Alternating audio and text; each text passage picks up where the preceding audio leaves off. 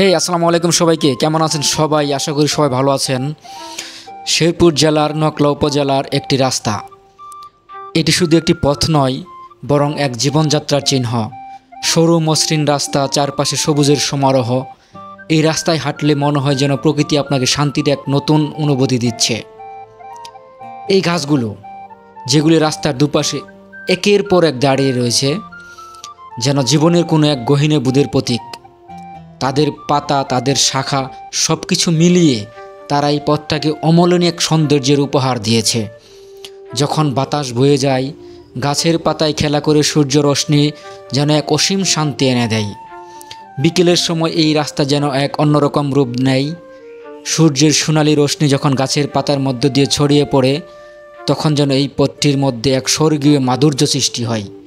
চারপাশে এক নিস্তব্ধতা, এবং এই নিস্তব্ধতার মধ্যেই প্রকৃতি তার সেরা রূপে নিজেকে প্রকাশ করে।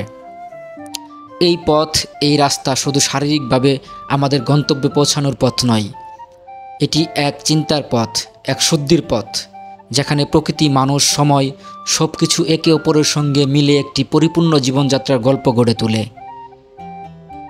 এটা শুধু একটি রাস্তা নয়, এটি এক শান্তির প্রতীক।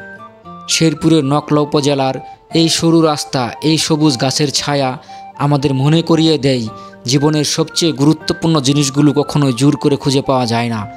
এগুলো আমাদের চারপাশে, আমাদের মাঝে, একেবারে সাধারণ জায়গাগুলোতেই লুকিয়ে থাকে। আর এই লুকায়িত জায়গাটি এবার নকলা উপজেলাবাসী মনে করিয়ে দিয়েছে ঈদের ভিতরে।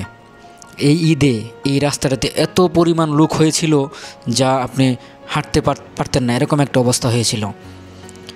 তো সেই জন্যই আমি গিয়েছিলাম যে রাস্তাটা দেখার জন্য। তো রাস্তাটা দেখে অনেকটা ভালো লাগলো।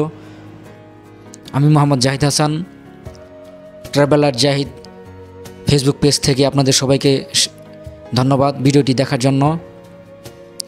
তো ড্রোন ফুটেজগুলো আপনারা অবশ্যই দেখতে থাকুন, আশা করি আপনাদের ভালো লাগবে। অবশ্যই আপনারা লাইক, কমেন্টস এবং শেয়ার করে আমার পাশে থাকবেন।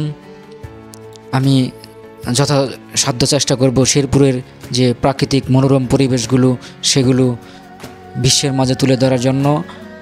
সেজন্য আপনাদের সকলের সাহায্য একান্ত কামনা করছি। সবাই ভালো থাকবেন, দেখা হবে পরবর্তী কোনো ভিডিওতে। আল্লাহ হাফেজ।